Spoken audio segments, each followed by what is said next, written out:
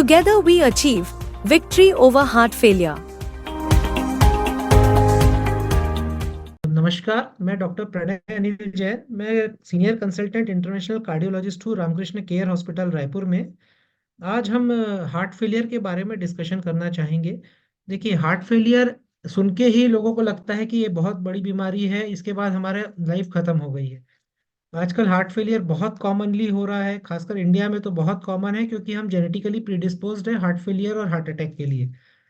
Heart failure का मतलब होता है कि हमारे हार्ट की पंपिंग जो नॉर्मली 55 से 65 या 66 के बीच में होती है, ईएफ जो होता है हमारा, एलवी इजेक्शन फ्रैक्शन बोलते हैं हम जिसको, वो अगर 45 50 या उसके नीचे आ जाती है तो हम उसको हार्ट फेलियर बोलते हैं with reduced rejection fraction. Normally जो heart failure with reduced rejection fraction है, इसका सर्वाइवल 5 साल में 50% है। तो इसकी मॉर्टेलिटी जो है वो मेजर कैंसर से भी ज़्यादा है। बट अगर हम इसको प्रॉपरली ट्रीट करते हैं तो हम हार्ट फेलियर की मॉर्टेलिटी कम कर सकते हैं, हमारा सर्वाइवल इम्प्रूव कर सकते हैं। तो इसमें सबसे ज़रूरी चीज़ें हैं कि जैसे हार्ट फेलियर किस कारण से होता है, तो उसके कुछ मेजर जो कारण होते हैं उसमें एक होता है कि हमारी हार्ट की नसों में ब्लॉकेज आ जाना।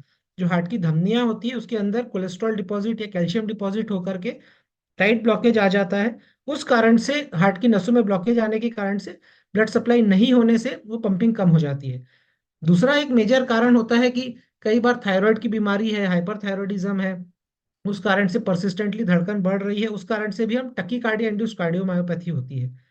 कई बार परसिस्टेंटली धड़कन कम रहती है, उस कारण से ब्रेडिकार्डिया इंड्यूस्ड कार्डियोमायोपैथी हो सकती है। कुछ कार्डियोमायोपैथी को हम जेनेटिकली प्रीडिस्पोज बोलते हैं, डायलेटेड कार्डियोमायोपैथी, जो फैमिलीज में भी रन करती है। तो इसके कई कारण हैं, बट सबसे मेजर कारण जो हम ट्रीट कर सकते हैं, जैसे थायमिन डेफिशिएंसी से जो बेरी होता है उसमें हार्ट फेलियर होता है। अगर हमें आयरन डेफिशिएंसी अनेमिया है या अनेमिया है, उस कारण से हमें हार्ट फेलियर हो सकता है हाई वॉल्यूम आउटपुट के कारण। तो जो कुछ हमारा मेजर फोकस होना चाहिए कि जो बीमारियां हम ठीक कर सकते हैं, जैसे हम एंजियोग्राफी करके अगर हार्ट की नसों को खोल देते हैं तो उससे चांसेस होता है कि पंपिंग वापस से नॉर्मल आ जाए और हमारी लाइफस्टाइल जो हमारी कर्टेल हो रही थी, सांस फूल रही थी, दर्द आ रहा था, वो एकदम ठीक हो जाएगा।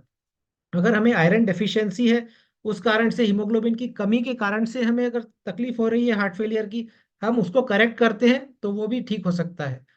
तीसरी चीज, अगर हमारा धड़कन एकदम तेज हो रही है, उसको अगर हम ठीक कर देते हैं, उसको ठीक करने के कई बार देखा गया है कि 6 से 8 हफ्ते में बिल्कुल हार्ट की पंपिंग नॉर्मल आ जाती है।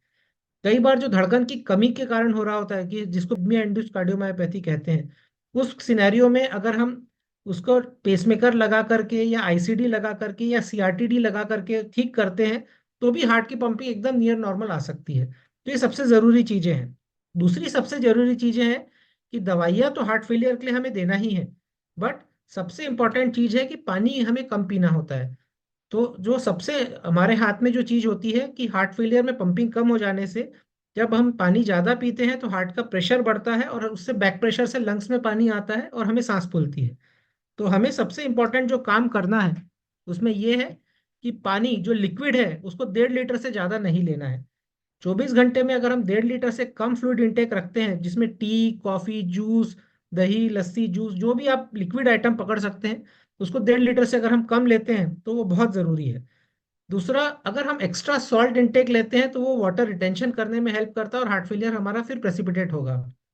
तो सबसे जरूरी चीज उसमें ये है कि सॉल्ट इंटेक को हमें कम करना है। एक तरीके से कहा जाता है कि लेस देन 5 ग्राम पर डे अगर हम सॉल्ट इंटेक रखते हैं या सोडियम का इंटेक लेस देन 1.5 ग्राम पर डे रखते हैं, तो हार्ट फेलियर प्रेसिपिटेट होने से हम बचा सकते हैं। तीसरी जो सबसे जरूरी चीज है कि हमें डेली वेट मॉनिटर करना चाहिए। एक हार्ट फेलियर पेशेंट को सुबह उठते से ही सबसे पहले वेट मॉनिटरिंग करना चाहिए। अपना वेट मशीन रखिए घर में, उस पर डेली खड़े होकर वेट मॉनिटर करिए। कई बार अनएक्सपेक्टेड वेट गेन जो होता है वो वॉल्यूम रिटेंशन की निशानी होती है, कि हमारे अंदर फ्लूइड रिटेंड हो रहा है और हम हार्ट फेलियर के प्रेसिपिटेट हो रहे हैं।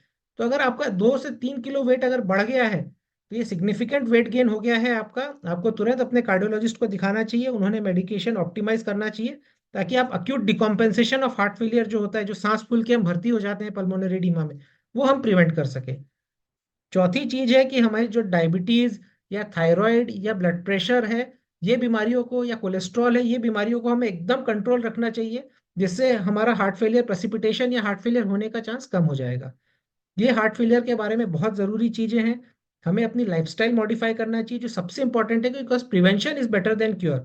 तो अगर हमारी लाइफस्टाइल मॉडिफाइड रहेगी, हम डेली फूड इंटेक में बहुत ज़्यादा हाई कोलेस्ट्रॉल डाइट ना लें, हम स्मोकिंग, टोबैको या इस तरह के जो नशे हैं वो ना करें, अल्कोहल इंटेक हम कम रखें क्योंकि अल्कोहल से भी डायलेटेड कार्डियोमायोपैथी होती है।